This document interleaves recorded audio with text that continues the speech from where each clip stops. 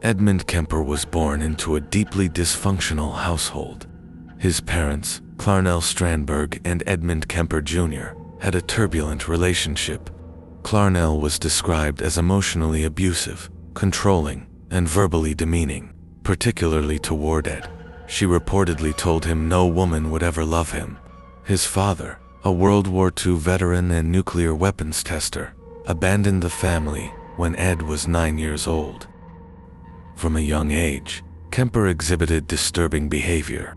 He reportedly decapitated his sister's dolls, engaged in animal cruelty, including burying a cat alive and later killing it, and showed fascination with death and control.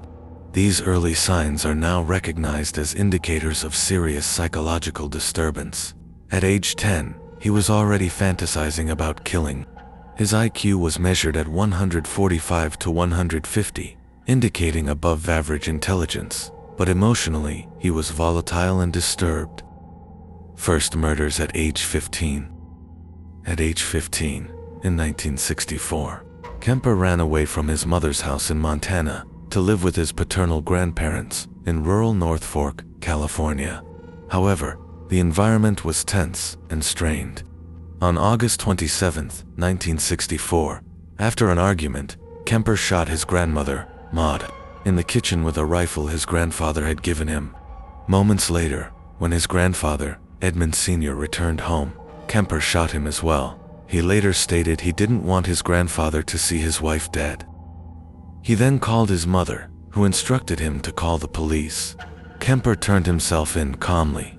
At 15, he was diagnosed with paranoid schizophrenia and committed to Atascadero State Hospital, a maximum security facility for mentally ill criminals. While at Atascadero, Kemper underwent extensive psychological evaluations. He was re-diagnosed as having a personality disorder with no signs of psychosis. Kemper was considered a model patient, gaining access to psychological test materials and even helping staff administer tests to other inmates. His high intelligence allowed him to manipulate professionals, eventually convincing them he was rehabilitated. Release and return to violence.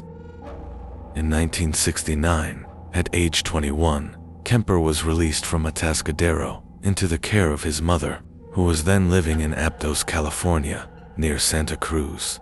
Against the recommendations of some hospital staff, he was released without close supervision. His juvenile records were sealed. Kemper struggled to reintegrate. He applied to become a police officer, a childhood fascination, but was rejected due to his size and prior record.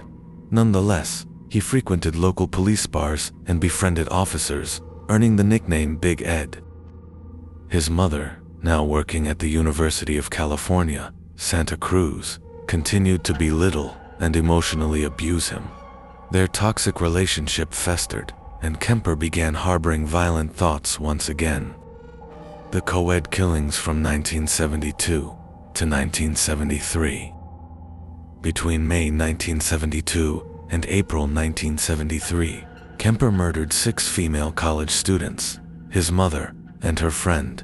His modus operandi typically involved picking up female hitchhikers, taking them to isolated locations, and then murdering them, often by strangulation, stabbing, or shooting. Victims: Marianne Pess and Anita Lucessa, May 1972, picked up while hitchhiking. Bodies were dismembered and buried. Aiko Ku, September 1972, a 15-year-old dance student. Kemper abducted, suffocated, and later violated her body. Cindy Shaw, January 1973, killed and dismembered. Parts were disposed of at the ocean and buried on his mother's property. Rosalind Thorpe and Alice Liu, February 1973, picked up at UC Santa Cruz, shot in his car, and later dismembered. After the murders, Kemper often performed acts of necrophilia and mutilation. He would keep body parts as trophies, and some victims' heads were kept for days. Matricide and final murder. On April 20, 1973, Kemper committed his most personal and final murders. After an argument with his mother Clarnell, he bludgeoned her to death with a clawhammer while she slept. He then decapitated her, violated her severed head, and placed her vocal cords in the garbage disposal, which spit them back out, something he later noted with bitter irony. Kemper then invited over Sarah Hallett, a friend of his mother, whom he strangled as a cover-up, hoping it would appear as if the two women had gone away together. Confession and arrest. After killing his mother and Hallett, Kemper drove to Pueblo, Colorado, in a rented car. When he heard no reports of the murders, he called the Santa Cruz police from a phone booth and confessed. The officers, who knew him socially, initially didn't believe him. Kemper patiently waited and gave detailed confessions over the phone. On April 24, 1973, he was arrested without resistance. During interrogation, Kemper confessed to all 10 murders with chilling clarity. His calm demeanor, intelligence, and cooperative attitude surprised investigators. He waived his right to a lawyer and psychological defense. Trial and sentencing. Kemper's trial began in October 1973. Though his defense pleaded not guilty by reason of insanity, court-appointed psychiatrists declared him sane and fit for trial. Kemper testified in court, describing his crimes in graphic detail. Life in prison. In prison, Kemper has been described as a model inmate.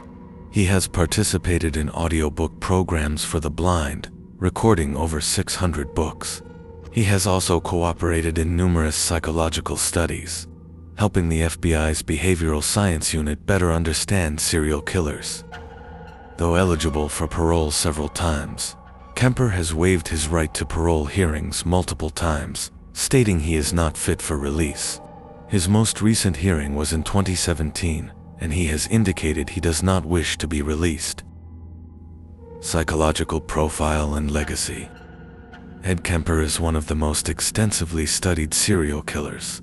His ability to articulate his motives and psychological processes in detail has made him a key subject in the development of modern criminal profiling.